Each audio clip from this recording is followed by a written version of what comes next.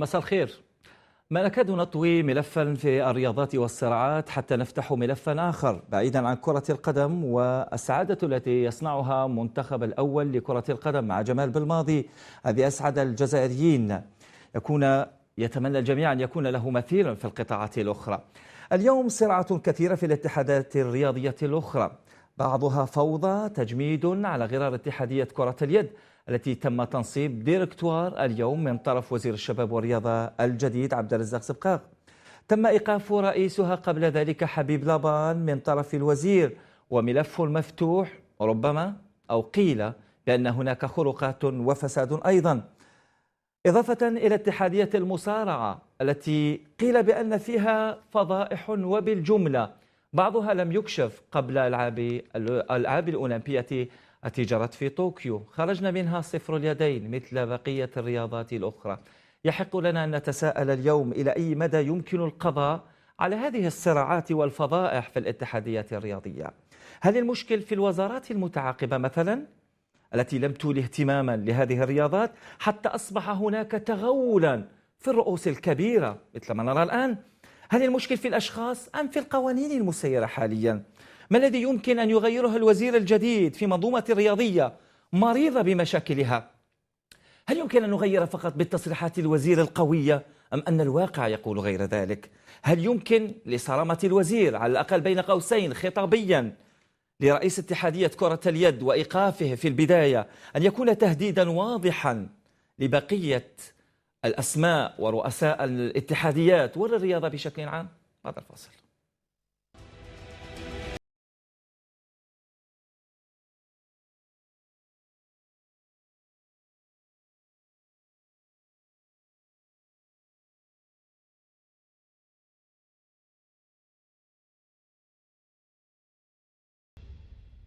حياكم الله. إذن سنبدأ ملفنا في تساؤلات حول الفوضى والصراعات في الاتحاديات الرياضية بشكل عام. تجميد اتحادية كرة اليد، إحالة الرئيس السابق للمساءلة وربما للتحقيق، وفضيحة كبيرة في المصارعة بشكل كبير. رياضات أخرى أيضا نتساءل اليوم مع ضيفي الكريمين. حنيبال صايم عضو فيدرالي احتياطي في اتحادية كرة اليد، مساء الخير. مساء الخير. ملم طبعا حنيبال في كرة اليد بشكل كبير، وإن كنت لم أراك منذ فترة طويلة يبدو بأنني أراك فقط في المشاكل التي تتواجد فيها الرياضة الجزائرية. رضوان نويكا الدكتور مدير المواهب الرياضية الشبانية في اتحادية المصارعة، مساء الخير. مساء الخير. أهلا وسهلا، سعيد جدا بتواجدي معكما، وإن كنت لا أرغب أن أستضيف كثير من الضيوف في الحديث فقط في المشاكل الرياضية. كنت أتمنى أن أتحدث فقط في السعادة التي يجلبها بعض الرياضيين في الألعاب البارالمبية، ولكن قدر الله هذا هو واقعنا بعيدا عن الألعاب الأولمبية والرياضيين الأصحاء. يبدو بأننا نتحدث دائما عن المشاكل.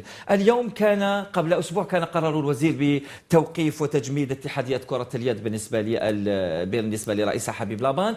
اليوم ديركتوار لتسيير إذن هذه الاتحادية مثل ما جاء اليوم. اتحادية سيسيرها إذن مجموعة من الأشخاص بدلا من حبيب لابان الذي تم التحفظ عليه وسيخضع للتحقيق طبعا قريبا. ونتساءل طبعا عن مدى تدخل الاتحادية الدولية في هذا الأمر، لأن الأمر سيكون صعبا للوزير اليوم، وإن كان أشرف على تنصيب هذا الديركتوار لتسيير شؤون الاتحادية الجزائرية لكرة اليد. تم تعيين الدولي الجزائري السابق بن جميل على رأس المكتب المسير بمساعدة كل من سعيد بوعمرة ومسكوري، فيما سيكون أيت قاسي أمينا عاما لهذا الديركتوار المسير. هذا القرار مثل ما قلنا يأتي على خلفية شغور منصب رئاسة الاتحادية ومكتبها بعد توقيف الرئيس السابق حبيب لابان بسبب ما سمي تجاوزات على القانون.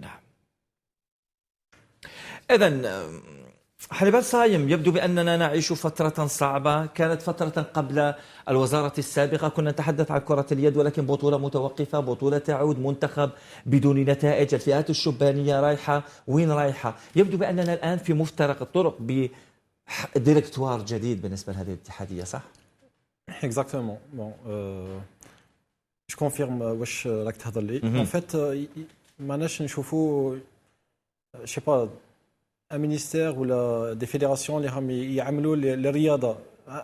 On est en train de vivre des situations plus politiques que sportives.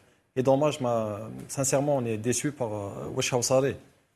اون سي با اسكو هذا حد كمل هكا قلت قبل ما تبدا ليميسيون بارابور التعاقبات تاع لي مينيستر ولا مي اون فوا با لانتيري سبورتيف كاع في هاد واش هو يصرى كامل رياضي هو لا يخلص واش هو يصرى في الساحه الرياضيه. هل المشكل وين المشكل اليوم وصلنا لاتحاديات كرة اليد ما دام أنت مختص في هذا الأمر وين المشكل في اتحاديات كرة اليد ما دام وصلنا إلى ما سمي بالخروقات قبل فترة كان من المفروض أن يكون رئيس الحبيب لابال إلى سنة 2024 انتخب قبل فترة وين المشكل في اتحاديات كرة اليد أو في كرة اليد في الجزائر؟ اون فيت المشاكل يقدروا يكونوا والحلول كاين والقانون كاين واضح. دونك واش انا نعيشوا اليوم بالك نقدروا نقولوا كاين تجاوزات بارابور القانون يا دي ستاتيو اسكو اون لي ا ريسبكتي او نو اسكو يا دو لاماتوريزم دون سي ديسيزيون كي سون تران ديتر بريز.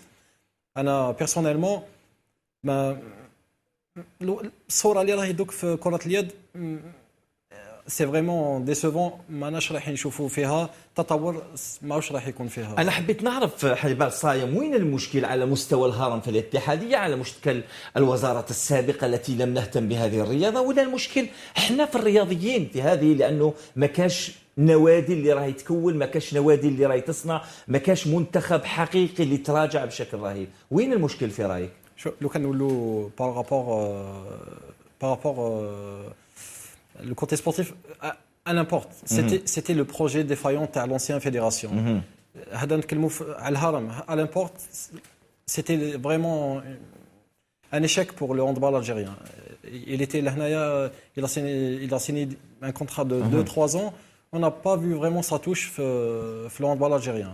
Donc, déjà, c'est un immense échec. Sa présence, il n'était pas gaffe. D'ailleurs, on ne l'a jamais vu genre, dans une salle où il a supervisé un match. Donc, c'était un énorme problème. On est en train de payer le prix de la gestion.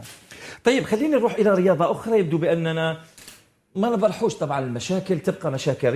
دكتور رضوان نويقة أنت مدير مواهب شبانية في اتحادية المصارعة سابقا يبدو بأنه مشاكل كبيرة في هذه الاتحادية برئيس جديد ولكن لما نقول المصارعة نقول شباح ربي يرحمه كانت المصارعة بشكل كبير في القمة. الآن خرجنا من الألعاب الأولمبية بولا شيء. قبل فترة كان الحديث على التحضيرات وفي بلدان أوروبية في بلغاريا في في في في في في كثير من البلدان أعتقد في أوكرانيا. ما الذي يحدث في هذه الاتحادية؟ بسم الله والصلاة والسلام على رسول الله سيدنا محمد وعلى آله وصحبه أجمعين. أشكركم على الدعوة. مرحبا. فيما يخص الحالة المزرية اللي تعيشها الاتحادية الجزائرية للمصارعة نبدأها فقط بمقارنة قبل الألعاب الأولمبية. لازم نعرفوا كان مؤشر خطر وأنا كنت دقيت ناقوس الخطر بالاستقالة تاعي اللي كانت قناة النهار بثتها ومع العلم أنا ما أعطيتهاش لقناة النهار ولكن الحرص تاع قناة النهار على المعلومه يعني احتجتها انا في لاتيلي. كانت لو كنديروا فقط مقارنه تقنيه الالعاب البطوله الافريقيه 2020 10 ميداليات ذهبيه في فئه الاكابر منتخبين مسيطرين على افريقيا بمشاركه ب 25 دوله. بعدها فقط في 2021 بعد 3 أشهر من وفاه بعد فتره قليله من وفاه المرحوم شباح رابح يتقهقر المستوى ونولوا فقط بميداليه واحده من اصل 10 تاع بوجملين ادم. عزاره كان مرتبه اولى ولكن النهائي ما لعبوش ولا مرتبه ثانيه. فرقاط مرتبه اولى مرتبه ثانيه. العوني مرتبه ثانيه وبالتالي كلهم كانوا ابطال افريقيا في 2020. بعدها ولاو نائبي ابطال افريقيا في 2021. هذا كان يعطينا مؤشر على النتيجه في الالعاب الاولمبيه. وهنا هذا التقهقر فيما يخص. هل يمكن أن تقارن بطولة إفريقية بألعاب أولمبية؟ لا يمكن المقارنة. لا بطولة إفريقية بدورة تأهيلية للألعاب الأولمبية باعتبار أن المنافسين نفسهم تنافسوا معهم في 2020 تنافسوا معهم في 2021 ما كاش نفس النتيجة. وبالتالي هنا واش نقدروا نشوفوا. كنت في المقدمة تاعك سيدي قدمت باللي كانوا داروا تربصات في الخارج. أنا نقول لك ولا تربص يعني حقق الهدف تاعه في الخارج. نبدا لك بالتربص تاع بلغاريا. بلغاريا 2021 يروح المنتخب الوطني قضيه فضيحه دبلوماسيه. يدخل السفير الجزائري في بلغاريا يرسل رساله لوزاره الداخليه تعدي على ريسبسيونيست في الفندق طرد المنتخب الوطني 20 يوم وهو في الدلاله يدور يبيع في تليفونات، ونجيب لك الرياضيين يحكوا لك مصارعه حره 20 يوم، والرياضيين في اوتيل بريفي ماشي ميم با في سونتر دو بريباراسيون. هنا هل المنتخب الوطني كان حقق النتيجه ولا الهدف على الاقل اللي كان مسطر من الدوره الاحتكاكيه؟ لانه علاش نروحوا لبلغاريا؟ لانه كاين الابطال. علاش رحنا لهذا السونتر سبيسيالمون؟ لانه فيه المنتخبات الوطنيه. لكن لماذا راك تقول لي انت راحوا للدلاله؟ علاش حتى وصلنا كما تقول بهذه الجمله عفوا عن المشاهدين راحوا للدلاله؟ علاش؟ بزنس دوك ماشي اونطريني، السونتر حاوزوه منه. الرياضيين في النخبه الرياضيين المنتخبات الوطنيه وتحمل كل مسؤوليتي. رياضيين المنتخبات الوطنيه اللي راحوا القضيه الدبلوماسيه اللي كانت وقعت هنا، راحوا قعدوا 20 يوم في فندق خاص، وكانوا يدوروا ويروحوا يبزنسوا تليفونات كذا الى اخره. تجي بعدها دوره في تربص اخر في دوله اجنبيه، نروحوا احنا بولونيا، نروحوا احنا نشاركوا في دوره تاع احتكاك تحسين مستوى. راح نشاركوا في دوره بالاكابر تاعنا. هذه كله تحضير قبل الالعاب الاولمبيه؟ قبل الالعاب، لانه ناقص الخاطر كنت دقيته ورسلته للوزاره وعندكم نسخه منه. دقيت ناقص الخاطر، ولو كان في هذاك الوقت الناس اللي تبع لو كان على بالهم باللي ما حنديروا والو، يروح الفريق الوطني تاعنا في دوره تحسين مستوى، ما يشاركوش في الاوزان تاعهم. علاش؟ لانهم على بالهمش بلي كاين ما كاش 2 كيلو طورينونس. غير منطقي، ولكن غير منطقي واحد رياضي ما يعرفش الوزن تاعو. ماشي الرياضي، المسير. لانه انت انا عندي رياضي مثلا ساعه زهره بشير، نقولوا مثلا راح تلعب الوزن تاع 87 كيلوغرام، تلعبوا 89 كيلوغرام، هو بطبيعه الحال راح يكون زايد ب 2 كيلوغرام. وهنا صرا واحد التلاعب، كاين واحد القضيه راني كتبتها، وفقط الوزاره اللي على بالها بها وتكفلت بها. دكتور رضوان ويقا، من غير المعقول يقول لك في مستوى كما هذا ما يشدش الرياضي البوا تاعو لا الوزن تاعو. لا سنا نجيك، لما تقولوا كاين 2 كيلو طورينونس معناتها حيتنافس فوق وزنه ب 2 كيلو، معناتها كاين تسامح في 2 كيلوغرام. معناتها انا ما نهبطش الميزان تاعي باش نتعب. ولكن هذه الدوره كانت تحسين مستوى، كانت شبه رسميه، بالتالي كل الابطال كانوا في اوزانهم. جميل. الا الابطال تاعنا لما تدي انت رياضي مثلا تروح تقول له تنافس في 87 كيلوغرام، ومن بعد تلقاه ما يتنافس في 87 كيلوغرام، يتنافس مثلا في 97 كيلوغرام. هل راح يحتك بالبطل هذاك اللي حيطيح معاه؟ هل راح يدي خبره؟ مش راح يدي خبره. الا يحوس على سبارينغ ممكن يديه لدوله واحده اخرى. نروح لك للستاج الاخر، التربص الاخير تاع اوكرانيا. اعتقد اوكرانيا يتنقل بسبب المدير التقني تاعنا دريس الحواس، يرسل فريق وطني الى بلد كاوكرانيا، يقول لك باللي عندي ستاج، عندي تربص اللي راح نحتك فيه مع الفريق الوطني ولا الفريق الاول، الفريق الوطني الاوكراني. من بعد الفريق الوطني تاعنا لما تنقل واش يلقى في اوكرانيا؟ يلقى باللي الفريق الاوكراني ماهوش في اوكرانيا، يلقى باللي السونتر دو بريباراسيون مغلوق. كيف اوكرانيا عرضتهم يروحوا لهذا الاوكرانيا ما يلقاوش هذا باش يكون الاحتكاك؟ العرضه ماشي من اوكرانيا، طالب من الجزائر. اوكي. ولكن اوكرانيا كانت عندهم 3 ايام احتكاك، هما ما راحوش في الموعد، راحوا بعد الموعد. الفريق لما راح السونتر مغلوق، رئيس البعثه يراسل عندنا دلائل، يراسل رئيس الاتحاديه يقول له يا ودي ماناش نطرينيو. هذا اللي نتكلم عليه تربص قبل الالعاب الاولمبيه مباشره. من اوكرانيا هبطوا قعدوا في الجزائر، راحوا الالعاب الاولمبيه 10 ايام ما طريناوش، مصارعه حره اللي نتكلم، ماشي اغريقيه رومانيه. 10 ايام ما تدربوش، ومن بعد الاتحاد الاوكراني غاضهم المصارعين الجزائريين، شاف لهم واحد ضاحيه ناحيه، يعني في الدوار تاعهم كما نقولوا، عندهم نادي فيه واحد نائب بطل اولمبي، فيه تسمى حبات. ستفصل لي بعد ثواني. صوت الحق ينادي لاذان صلاه المغرب. مشاهدينا توقفوا عند اذان صلاه المغرب. الله صلاة الجميع. أنتم تتابعون برنامج تساؤلات للحديث عن الفوضى والصراعات في الاتحادية الرياضية مع تجميد اتحادية كرة اليد وفضيحة في المصارعة. يتحدث لنا طبعا دكتور رضوان الويقا، مساء الخير، مدير المواهب الشبانية في اتحادية المصارعة المستقيل، وحنيبال صايم عضو فيدرالي احتياطي في اتحادية كرة اليد. أجدد بكم التحية. إن سمحت طبعا أكمل معه حنيبال. طبعا تحدث لي على كل الأمور حتى وصلنا إلى التحضيرات حتى لأوكرانيا. لماذا لم تبلغون الوزارة؟ ما الذي يجعلكم حتى الآن حتى تتحدث بعد الألعاب الأولمبية؟ هذا الذي يتساءل الناس. هو يعني كان كاين مراسلات للوزارة، ولكن في حينها كانت الاستقالة اللي قدمتها أنا قبل الألعاب الأولمبية كانت فيها مؤشرات، ومن بعد كانت كاينه مراسلات للوزاره والحمد لله. يعني الوزير الحالي قبلها في وقت سيدي علي خالدي وسليمه سواكري، يعني الفتره والفضائح يعني اللي تحدثهم كانت في فتره الوزير السابق سيدي علي خالدي وسليمه سواكري. هنا الاستقبال هما باسكو كانوا في مرحله نحاو، يعني اللي يستجيب لم يكونوا، كانوا ما زالوا في فتره هذه قبل الالعاب الاولمبيه، كانوا في فترتهم. نعم. هنا قدمت الاستقاله وعطيت كل المؤشرات ولقيت ناقص الخطر، ولكن حتى الاستقاله ما تلقيتش عليها رد. لانه علاش انا عذرتهم، كانوا في مرحله وين كانوا حنيت نحاو، ولكن احنا تابعنا الملف.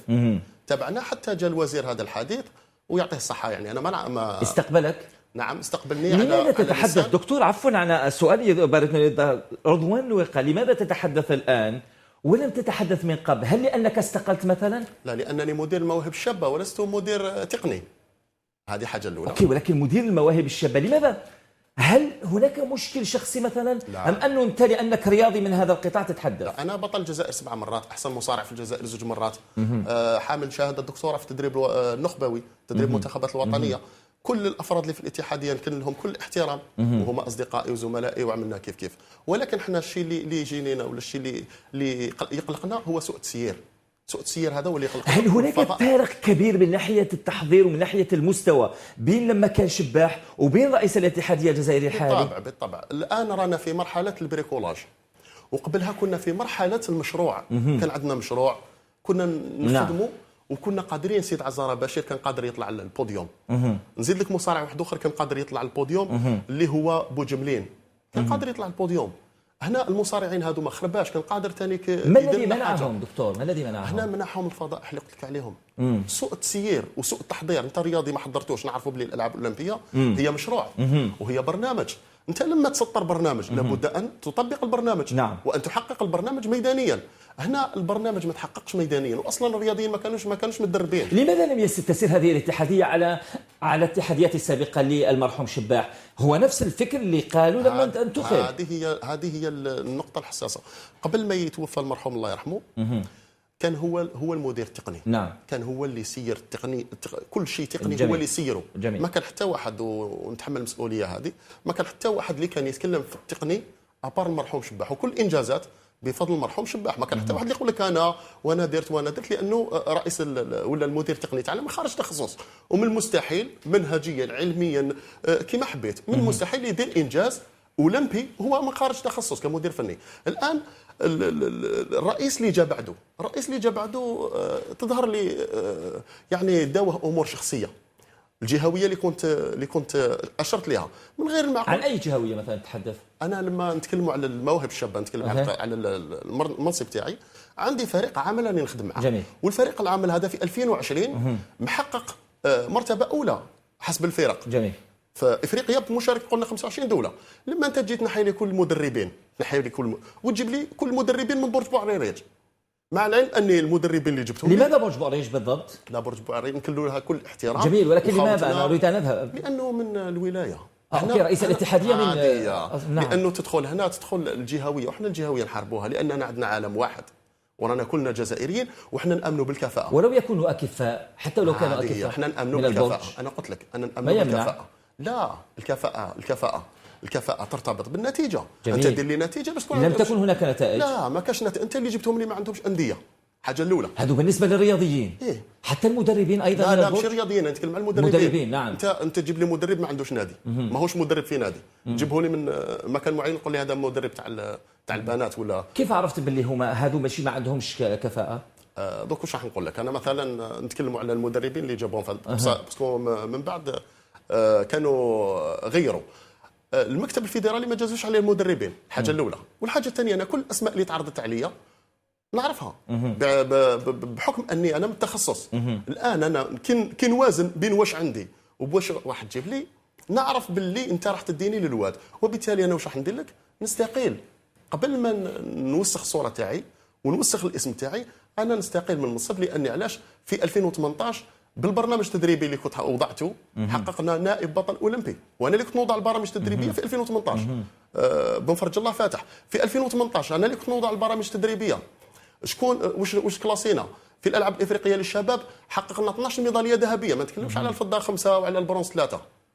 في البطوله الافريقيه الاخرى نعم. حققت مرتبه اولى حسب الفرق. الان انا عندي فريق يربح، علاش نروح نخلط فيه؟ وهذو مواهب شابه. ونزيد لك معلومه واحده اخرى، مواهب شابه من 2020 الان ولا تربص. واش نقعد ندير معك انا؟ الا نقعد باش تخلصني ونقعد معك يا خويا ماشي دكتور سعد اليك رضوان ويقة. طبعا خليني اتحدث معك حنيبال، يبدو بان المشاكل كثير تواجه هذه الرياضات. اتحاديه كره اليد بهذا الانسداد وين رايحين انت؟ وين تشوف رايحين؟ لانك ما حددتليش المشكل وين المشكل تاع اتحاديه كره اليد؟ يبدو انك تريد الهروب من امور اخرى، وين المشكل؟ المشكل سي في لي ديسيزيون كي رانا نشوفوا لا فاسون دونت ils sont en train de décider, c'est des décisions radicales. هذا ما تساعدش الرياضه. لازم تخطيط، لازم je sais pas نايا pour enlever une personne ou là on doit bien calculer faire je sais pas باش نعاودوا دوكا كي نشوفوا هاد لا ديسيجن اللي خداوها اليوم تاع المكتب فكرني في واسمه هذا ديريكتوار اكزاكتومون لو ديريكتوار. جو بونس كانوا قادرين يخليو le vice-président avec les membres خاطرش il y avait le quorum كانوا قادرين ils ont 40 jours باش يوجدوا بيان باش البطوله تبدا في اوقاتها ايتو. on n'aura pas tout ce chamboulement تاع هل كاين بروجي، كاين مشروع في كره اليد من فتره مثلا؟ هل تشوف كاين تطور في كره اليد؟ ان بروجي ما يجيش avec les cassures هذوك، ان بروجي يجي avec la stabilité. ما كاينش stabilité à chaque fois il y a نقولوا un nouveau ministre ولا toujours il y a des décisions بالك individuelles. je sais pas c'est pas. ولكن القرار اذا كان شاف الوزير او واحد اسم في الدوله يشوف كاين خروقات لازم يكون هناك تحفظات. مانيش نهضر على هذا الوزير ولا انا نهضر على je sais pas la succession des ministres. chaque ministre يجي avec une avec des idées ولا on voit des cassures. ما كاش عمل صعب في الاستمراريه. دعني اشركه طبعا حتى نعطي كل حق حقه، ويكون معنا طبعا حمزه دغدغ رئيس اتحاديه المصارعه. مساء الخير، معنا على مباشر. مساء الخير ومساء الخير كل المشاهدين. اهلا وسهلا. شكرا، اهلا وسهلا. يبدو بان اتحاديتكم موجهه او تواجه الكثير من الفضائح. سمعت ما قاله طبعا مدير المواهب الشبانيه في اتحاديتكم سابقا الدكتور رضوان ويقة؟ هل سمعت كل ما قاله؟ ممكن نكون سمعت كلش، بصح ما نقدروش نصنفوها فضائح والله باش نتفهموا. ما بالنسبه للتربصات وما حدث في بلغاريا؟ تفضل. لا تفضل. ما يخفاش عليك نحكي في المواهب الشباب اللي لحد الان يعني لا باز دو دوني تاع الاتحاديه فيما يخص المواهب الشابه ما عندناش كما يقولوا مواهب شباب. بالاضافه ان نزيد نحكي لك على سمعت على البطوله افريقيا، اخر بطوله افريقيا اللي في 2020 من 30 ميداليه اخذت الجزائر 2 ميداليات. انا نظن باللي هذا انجاز.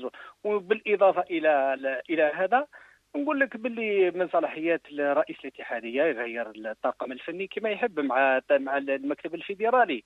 بالاضافه الى باش نزيد نوضح لك حاجه باش نوضح الصوره. وشكون المدربين تغيروا في الطاقم الفني كان فيها يقول بلي مدرب البنات مازال على راس المواهب الشابه.